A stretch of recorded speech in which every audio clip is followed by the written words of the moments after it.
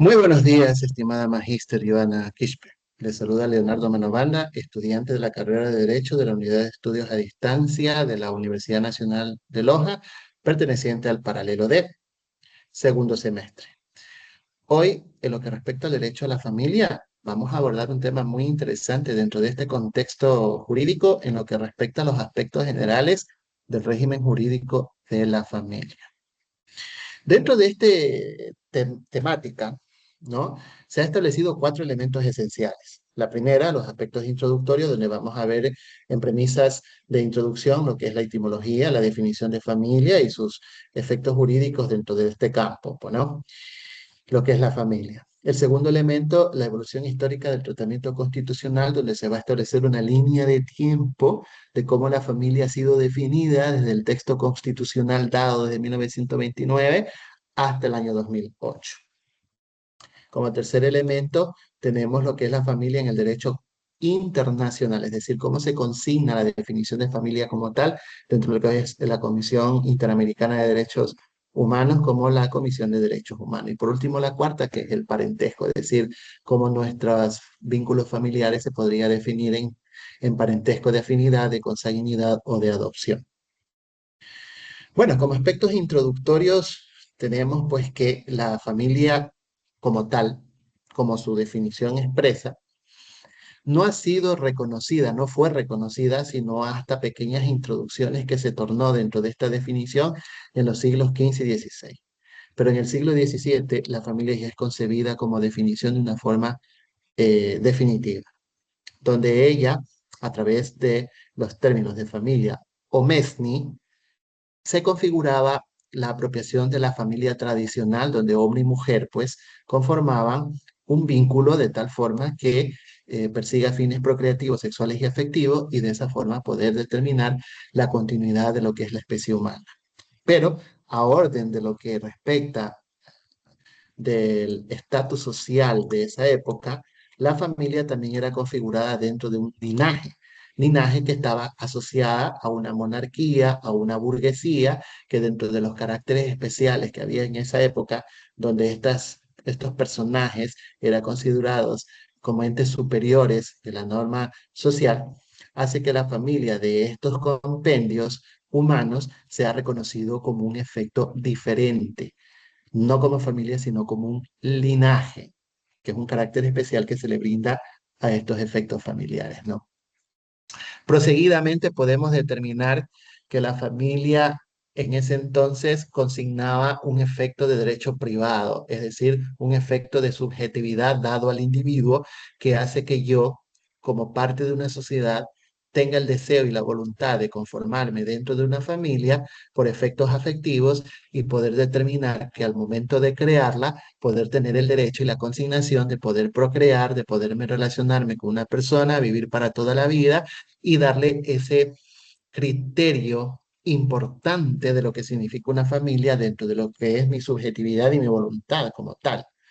Pero a medida que ha pasado el tiempo, la familia ha venido configurándose en diversas formas, en diversas tipologías, que hace que el vínculo como tal ya no se logre entenderla como lo único que tiene que ser establecido dentro del régimen jurídico de la familia, sino que ésta también podría estar desprendiéndose muchísimos otros factores más, como los efectos de la protección del niño, la protección de la mujer, la protección de la maternidad, la protección de la fertilidad, la protección de la violencia, etcétera, etcétera. Y todos estos elementos desprendidos de este pequeño vínculo hacia los elementos de funcionamiento de una sociedad hace que se transite de un derecho privado a un derecho público, ¿no?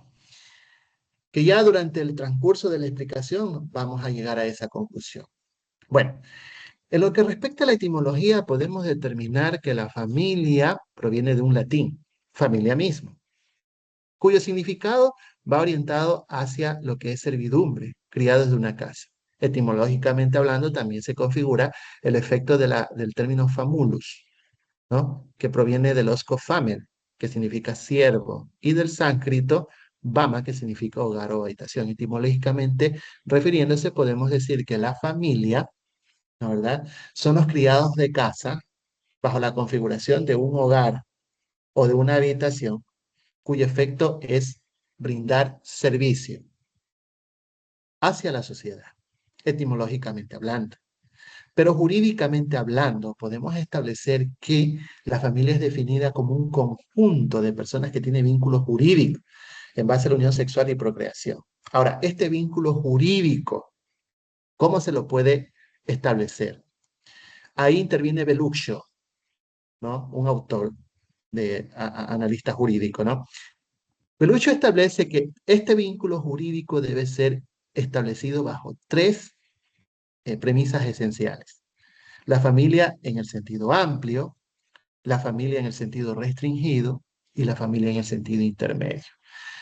En lo que respecta al sentido amplio, que es a la conclusión donde vamos a llegar con toda esta explicación, hace que la familia sea reconocida dentro de su contexto complejo, diverso y actual, ¿no?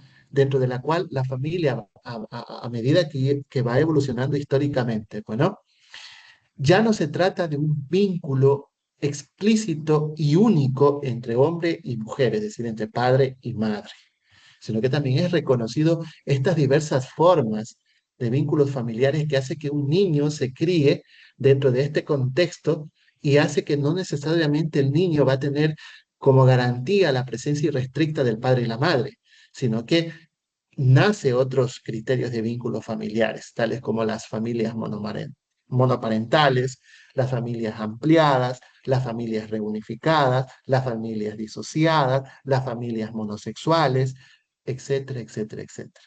Y que bajo este contexto de vinculación jurídica, que tiene que tener corroboración con lo que realmente pasa en la sociedad, ¿no? Entonces, como eso sucede en la sociedad, entonces esto tiene que tener directamente un efecto jurídico y sobre todo en la familia, que es el núcleo de una sociedad, ¿no? Y que básicamente bajo este contexto podemos determinar que este sentido amplio es lo que configura hoy por hoy la definición compleja de la familia, de lo que significa una familia. Pero bueno, este autor también indica que tampoco hay que desprenderse del sentido restringido de la familia, es decir, la tipificidad que se le brinde a lo tradicional, a lo consignado como natural, ¿no? Que en este caso es el vínculo entre un hombre y una mujer, que biológica y naturalmente hablando, el hombre nació para procrearse con una mujer, ¿no? Y que básicamente eso tampoco debe ser desconocido de acuerdo a este autor, ¿sí? Pueden manifestarse diversas formas, diversas definiciones, pero tampoco podemos desprendernos de lo que es natural, propiamente dicho. Y es por eso que entre lo natural y lo positivo de los efectos jurídicos de lo que respecta a la familia, Belucho propone un sentido intermedio, es decir, a ver, en esta sociedad existe esto, pero no podemos desconocer ni a este, ni a este, ni a este, ni a este, ni a este, ni aun cuando tú tengas un criterio distinto. Jurídicamente hablando, no podemos desprendernos de una realidad. Y este sentido intermedio lo que hace Belucho es decir, a ver, señores, hay diversas formas, pero también existe lo natural. Entonces, entre lo natural y las diversas formas, logra una definición precisa e intermedia, que hace que la familia sea definida como el vínculo entre un hombre y una mujer, reconociendo sus diversas formas por orden social y que básicamente es el criterio contextual que un niño, niña y adolescente se desarrolla en formación humana para poder determinar, ah, tú tienes papá y mamá, yo no tengo papá y mamá, yo tengo dos padres. Yo no tengo padres, ¿no? Yo tengo solamente a mi mamá. Es más, yo no me crié ni con mi papá ni con mi mamá, yo me crié con mi abuelita. O sea, todos estos efectos hacen porque estos elementos variados, consignados desde un vínculo sociológico de lo que corresponde a los efectos jurídicos, se ha reconocido acá en el ámbito del derecho y que la familia debe ser consignado bajo ese estamento, como quien dice, ¿no? Al ver estos efectos definitorios de la familia en el ámbito jurídico, nacen las implicaciones jurídicas ecuatorianas y que bajo este contexto tenemos varios cuerpos legales que reconocen a la familia como un vínculo que se determine que esto es lo necesario dentro de un individuo, ¿no? algo que se debe reconocer como tal. El artículo 27 y 829 del Código Civil, por ejemplo, habla de estos vínculos familiares, de los efectos familiares, de los criterios familiares en lo que es reconocido como tal y cómo funciona dentro de una sociedad y que básicamente esto tiene que ser reconocido como un elemento jurídico esencial. Es la base de formación de un individuo, es la base de formación de un ser humano. Y que básicamente estos dos articulados legales del Código Civil te indica familia es familia, ¿no? Familia es familia. Y todos provenemos, o sea, todos nos originamos de una, como tal, ¿no? Luego viene el desprendimiento jurídico de sus partes, como quien dice, de sus integrantes, propiamente dicho. El artículo 98 del Código de la Niñez y la Adolescencia reconoce la familia biológica como tal, es decir, lo que se conforma un padre y una madre, y todas las relaciones y vínculos jurídicos que un niño, niña y adolescente puede contener dentro de este escenario que se llama hogar. Yo me crio con mi tío, con mi abuelito, con mis primos, con mi hermano, con mi este, con mi este otro. O sea, la afinidad y la consanguinidad que podría establecerse dentro de ese criterio y que básicamente dentro de la variedad tipológica que existe en la familia, también desprendido de lo que es el niño, niña, adolescente, existe el artículo 113 del Código Civil, donde establece la tutela como tal de aquellas familias que lamentablemente fracasan, las familias disociadas y que hay que garantizar que ese niño, niña y adolescente provenga y siga siendo protegido por los efectos jurídicos normativos existentes dentro de las leyes de una sociedad, ¿no? Muy interesante el tema, muy interesante.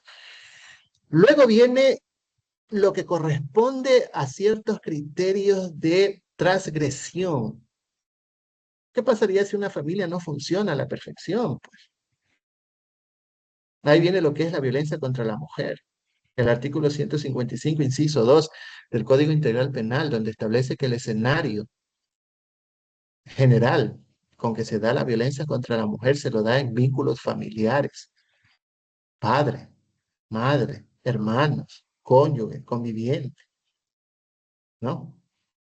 Y que una vez reconocido ese escenario tiene que tener los efectos jurídicos pertinentes como para poder determinar consecuencias punitivas y sancionatorias a estos actos lesivos en contra de la humanidad, como es la violencia contra la mujer, femicidios, violencia física, sexual, psicológica, y que bajo el principio de sistematicidad hace que también ésta se desprenda hacia un cuerpo legal preciso que existe aquí en nuestro país, como es la Ley Orgánica Integral para prevenir y erradicar la violencia contra la mujer, que desde los efectos jurídicos del COIP tiene una relación directa con el artículo 12.1 de esta ley, donde prácticamente el efecto jurídico tiene una relación sistémica muy apegada para poder corroborar y para poder garantizar la juridicidad de este elemento y prevención para que la mujer se sienta protegida.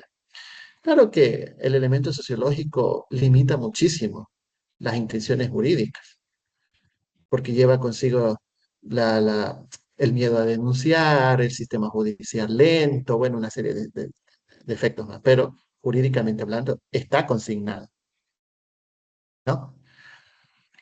Más allá de los vínculos familiares reconocidos en estas implicaciones jurídicas, también tenemos la Corte Constitucional, ¿no? Bien dice que la ley es imperfecta, claro, hecho por humanos, pero básicamente en la Corte Constitucional se han dado dos efectos consultivos. El caso de Sadia, que determinó el efecto consultivo de aquella niña que fue procreada por inseminación artificial por dos mujeres lesbianas, ¿no? Obviamente una la parió, pues, ¿no? Y que básicamente cuando ella fue a ser registrada al registro civil, esta instancia dijo, no, no se puede registrar. Y la Corte Constitucional falló a favor de esta pareja, pero, ahí viene el pero, no fue reconocida dentro de un matrimonio, pues no, porque en el efecto constitucional de familia aquí en nuestro país aún predomina el matrimonio solo entre hombre y mujer. Y que básicamente, pues, a raíz de aquello, lo que reconoce la Corte Constitucional, tanto en el caso de Satia como también en la consulta del matrimonio igualitario del mismo sexo, es solamente el reconocimiento que hay diversas formas de familia para evitar el efecto de la discriminación hacia los agentes familiares, ¿no? Conformados dentro de las tantas diversas formas que existen. Pero en sí, en nuestro país, todavía es reconocido de forma tipificada, expresa y directa que un matrimonio solo existe entre hombre y una mujer, ¿no? Bueno, el criterio de esta Corte Constitucional data de que se reconocen las diversas formas de familia, ¿no? En este sentido estricto del tema. Bueno, lo que respecta a los derechos subjetivos de la familia, podemos establecer que esta pues tiene una prerrogativa de legitimidad, ¿no? ¿Verdad? Recordemos lo que indiqué, la transición entre el derecho público perdón, entre el derecho privado al derecho público, que consigna un criterio de subjetividad, en el sentido de que el individuo naturalmente necesita de una familia, naturalmente lo necesita. Y es por eso que la familia es considerado dentro de los efectos de un derecho subjetivo. ¿Por qué? Porque siendo que el hombre o la mujer, al momento de conformarse en una familia, ¿no verdad? Esta no lo hace porque se sienta obligado a hacerla, sino porque es necesario, es por lo que necesita hacerlo como tal, ¿verdad? Y que bajo esa consigna hace que Zanoni, dentro de uno de los autores jurídicos, determine que la familia conlleva de forma natural el interés legítimo de aquella. ¿Por qué? Porque existe un abanico de derechos relativos dentro de la familia. Se desprende la patria potestad, se desprende el divorcio, se desprende el matrimonio, se desprende la herencia, se desprende la no violencia, la no discriminación, la garantía de una formación íntegra al ser humano que es considerado como hijo o como o como el agente procreado de este vínculo familiar. Entonces, es un derecho subjetivo por su propia naturaleza y que bajo esa propia naturaleza intrínseca que existe como familia, hace que el Estado se intervenga estableciéndolo como un sujeto de derecho. Aquí en el Ecuador, la familia en sí misma no es considerada sujeto de derecho, pero sí a sus integrantes. Es decir, que dentro de la familia existe el niño y tenemos el código de la niñez. Dentro de la familia existen los de la tercera edad. Tenemos la ley de personas adultas. Dentro de la familia está la mujer. Tenemos la ley de erradicación contra la violencia de la mujer. Y así sucesivamente. Entonces, el Ecuador ha implementado la protección de familia por sistematicidad, es decir, que por su mismo efecto jurídico brindado a cada uno de sus integrantes, en compendio se logra establecer la protección de la familia o hacia la familia, ¿no? Es por eso que SICU, como otro de los autores jurídicos, establece que el Estado debe considerarse como organicista en este término del derecho a la familia. Porque el derecho a la familia, inclusive dentro del ámbito sociológico, es considerado como un adepto espiritual, no dogmático, que no tiene relación a la religión, sino es el aspecto de esencia, de base, de origen de una sociedad y de un individuo, ¿no? Y que esa consigna no se la puede desconocer. No, no se puede desconocer esa consigna tan importante en determinar que la familia es la base de una sociedad. Y es donde se forman, pues, los seres humanos. Entonces, bajo esa consigna subjetiva y bajo esa consigna de sujetos de derechos, el Ecuador decidió incorporarlo como un estado de libertad. La libertad de establecer y establecerme en una familia. Y finalmente, dentro de los aspectos introductorios, podemos determinar dos aspectos muy esenciales dentro del adepto familiar, el negocio y el estado de familia. El negocio tiene que ver única y exclusivamente con el estado civil de los conformantes de una familia. ¿Por qué? Porque dentro del estado civil familiar, hoy en día es reconocido el casado, el viudo, la unión de hecho, el separado, etcétera, etcétera, ¿no?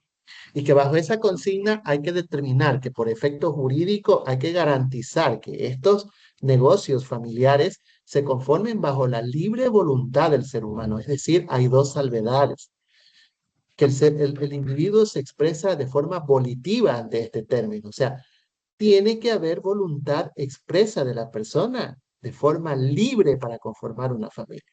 algo que aquí en el Ecuador aún está rezagado, porque se conoce que en el ámbito oriental, en la región oriental, todavía existen los matrimonios arreglados, ¿no? Dentro de las culturas indígenas del Oriente, ¿no? Puede haber muchos más, pero conozco del Oriente. Y los fines patrimoniales, porque de por sí, cuando me conformo dentro de una familia, los fines patrimoniales son intrínsecos a ellas. Es decir, que el padre, la madre deben trabajar, deben solventar, deben dar manutención a la familia, ¿no?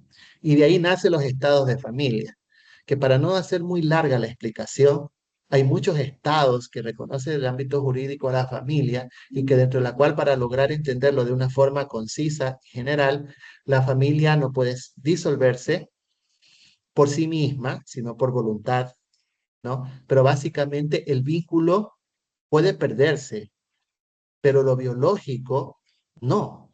Si yo me disuelvo de mi familia con mi cónyuge, nos divorciamos y tenemos hijos, ese hijo es mío hasta cuando yo me vaya de este mundo, y ni aún así, porque en el ámbito jurídico reconoce a familias aún post-mortem, es decir, aún después de fallecido.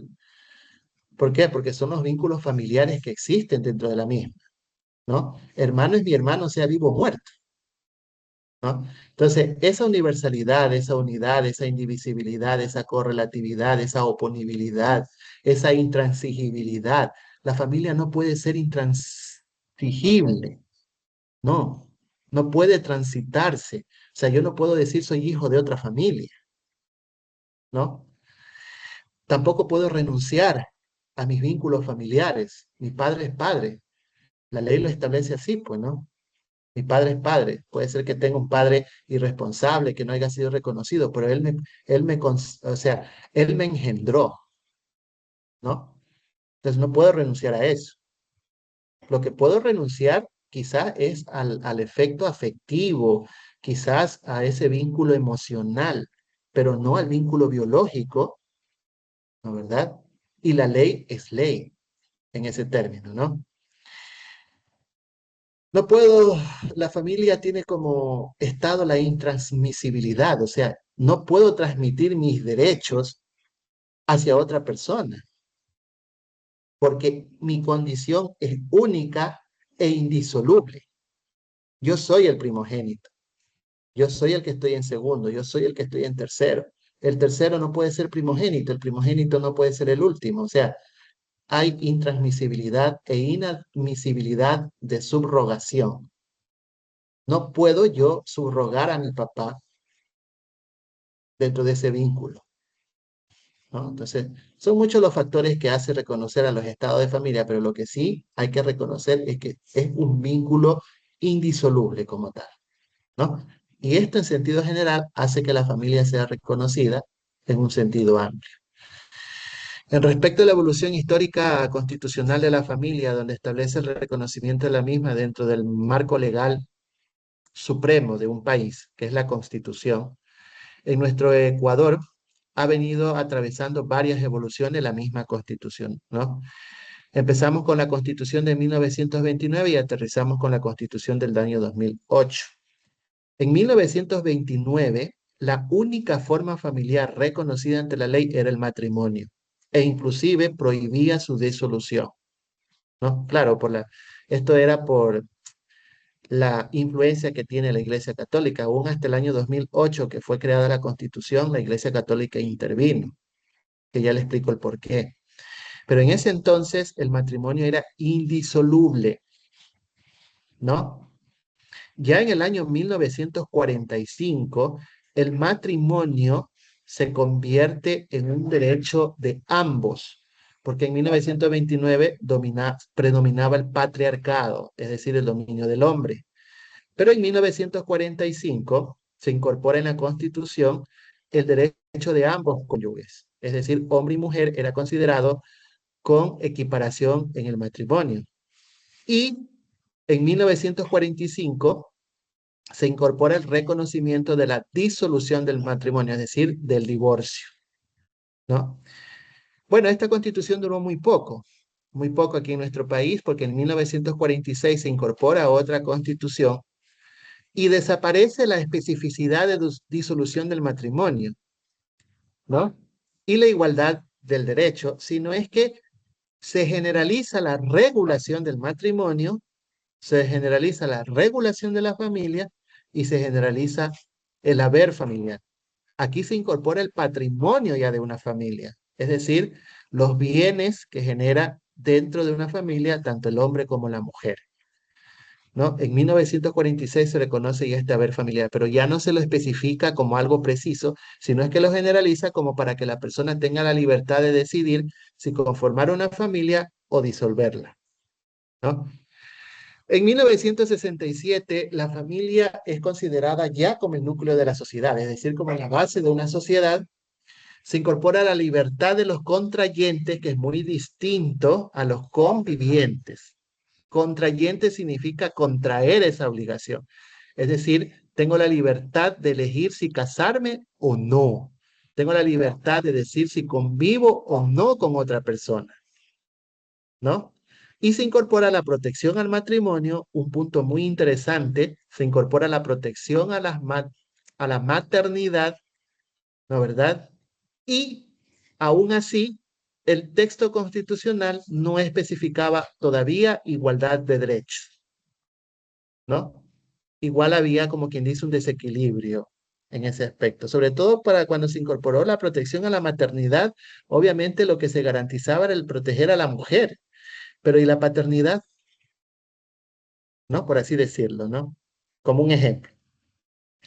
En 1978 se mantiene la protección del matrimonio, del texto del 67, se mantiene la protección de la maternidad y se mantiene la protección al haber familiar. Pero en 1978 se incorpora el reconocimiento de la unión libre, es decir, que ya no era considerado el único vínculo familiar el matrimonio, sino que en el 78 se incorpora ya el reconocimiento de la unión libre. Hacia el año de 1998, haciendo un compendio, la Constitución de este año mantiene criterios establecidos en las constituciones anteriores, donde se mantiene a la familia como cédula de la sociedad incorporada en el 67, la protección del matrimonio incorporado en el año 67, la maternidad incorporado en el 67 y el haber familiar incorporado en el 46, ¿no? Entonces, esto es un compendio de preservación de facultades jurídicas hacia la familia. Lo que se incorpora en el año de 1998 es el equilibrio del deber y del derecho. Es decir, que ya la familia no es un agente solamente de derechos, también es un compendio de deberes entre los individuos que deciden conformar una familia. Porque en el año de 1998 aparece la corresponsabilidad del papá y de la mamá, ¿no?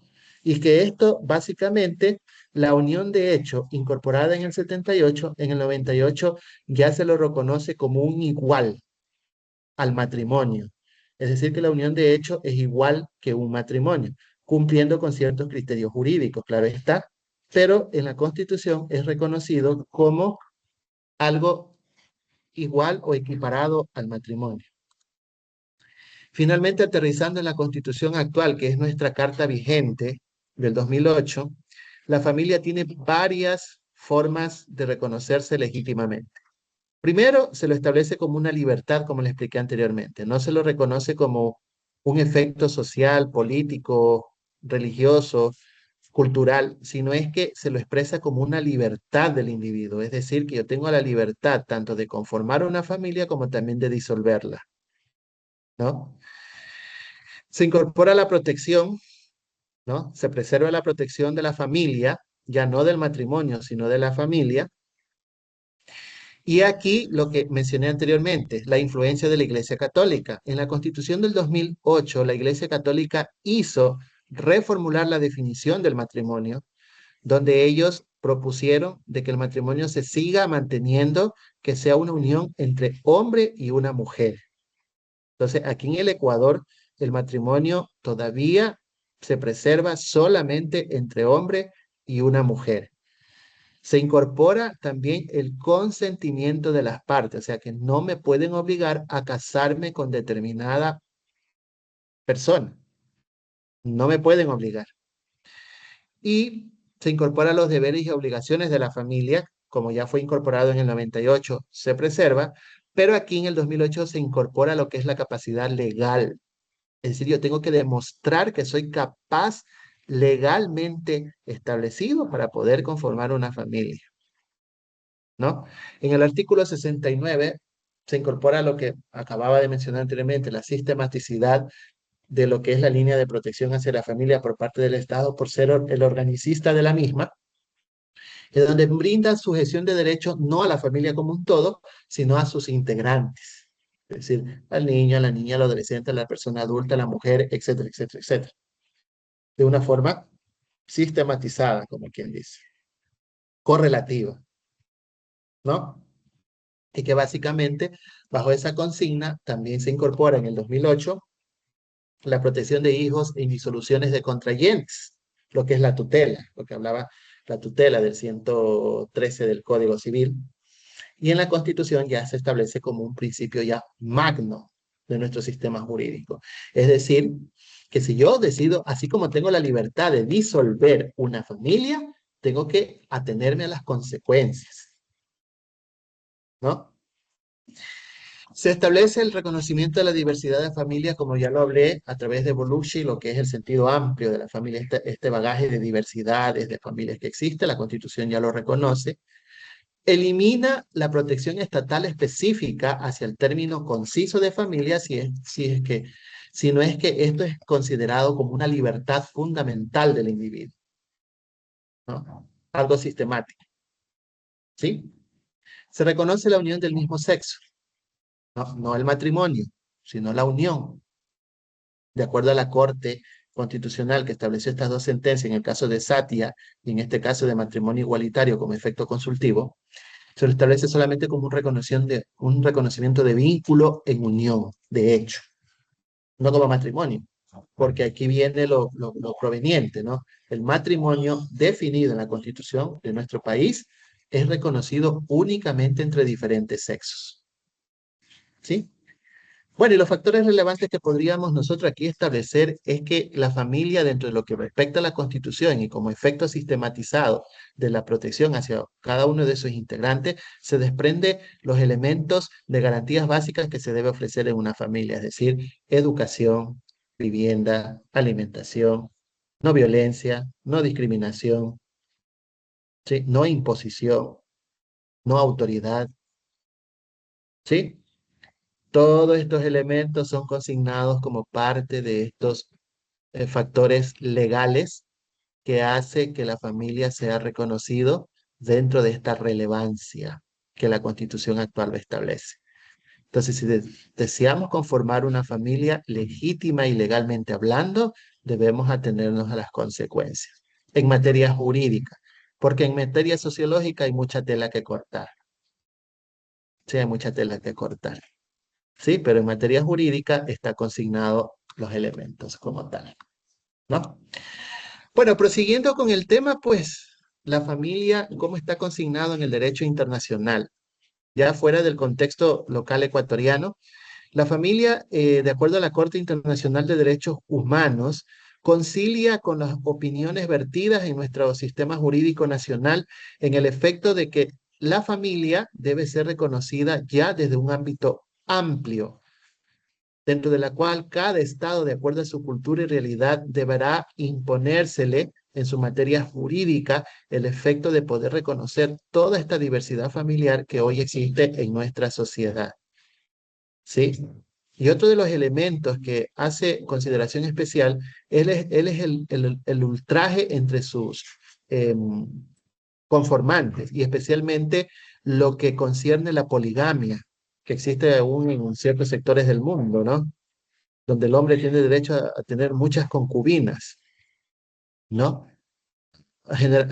Precisamente el día de ayer tuve la oportunidad de ver también un caso en China, una cultura china, no me acuerdo el nombre, pero ahí en cambio es todo lo contrario, ahí es la mujer la que tiene varios maridos, ¿no? Pero bueno, en efecto, lo que aquí se promueve es el sometimiento de la mujer, más no del hombre. el de la mujer, ¿no? Y con esto conlleva a determinar como conclusión que la familia debe ser establecida como una libertad que sí está consignada en nuestra Constitución y que tiene que tener consigo una libertad de pensamiento, es decir, voluntad de los contrayentes, sin obligación. Libertad de conciencia, es decir, subjetivamente hablando, hasta qué punto puedo considerar importante una familia para poder conformarla, o si no me mantengo soltero. Y por último, la libertad de religión, es decir, concebida a la familia dentro de los adeptos religiosos, siempre y cuando no atenten contra los derechos humanos básicos del individuo, pues, ¿no? Eso sí lo consigna de forma clara la Corte Interamericana, la Corte Internacional, perdón. Luego viene la Corte Interamericana de Derechos Humanos, que desprendido de la Corte Internacional, ¿no? Hace la consideración del concepto multivariado de familia, en tanto ésta debe conciliarse al contexto de cada Estado, lo que contrapone al convenio europeo, según manifiesta el texto, ¿no? Pero que haya una opinión consultiva del año 2017 en lo respecto al vínculo de pareja del mismo sexo, hace que ésta sea reconocida, pero dentro de la definición de familia, no como una especificidad, sino como dentro de un ámbito familiar, porque la familia ya es un todo, y que bajo esa consigna y base se desprende todas estas formas variadas, ¿no? Y es lo que hizo la Corte Constitucional en el caso de Saya y en el otro caso de sentencia, ¿no? Y se preserva en nuestro país el matrimonio solamente entre dos sexos, pero se reconoce solo la unión entre mismo sexo. Por último, dentro del ámbito del derecho internacional, tanto de la Corte Interamericana de Derecho como de la Corte Internacional, establece a las funciones de la familia ya como un equilibrio entre el deber y el derecho de sus miembros, algo que sí está reconocido en nuestra Constitución, y que básicamente desde allí tiene que nacer los efectos de protección y seguridad del seno familiar, que tiene un carácter subjetivo, que ya lo mencioné anteriormente, ¿no? Porque depende de cada individuo conformar una familia y protegerla, pues si no lo hace, aténgase a las consecuencias, ¿no? Y que básicamente dentro del Comité de Derechos Humanos, la unidad, disolución o reunificación de familia debe ser contraída siempre y cuando seamos conscientes de nuestras obligaciones consecuentes y de nuestros derechos de una libertad no ilimitada, sino limitada al efecto del buen recaudo del actuar humano, ¿no? Y que básicamente a raíz de eso, los padres, los progenitores o padres adoptivos contraen obligaciones irrenunciables cuando establece la crianza de un subordinado dentro de la familia o de un descendiente como tal. Porque básicamente dentro de este sistema jurídico podemos establecer que en el ámbito desde el ámbito internacional está totalmente corroborado con nuestro marco jurídico constitucional. Claro, a excepción del matrimonio, ¿no? Donde las cortes internacionales sugieren a los estados, ¿no?, que el matrimonio también diverso también debería incluírsele, pero aquí en el Ecuador no se admite eso porque el matrimonio es reconocido solo entre distintos sexos. Bueno, y como último punto de este tema amplio de lo que respecta al régimen jurídico de las familias, existe el parentesco.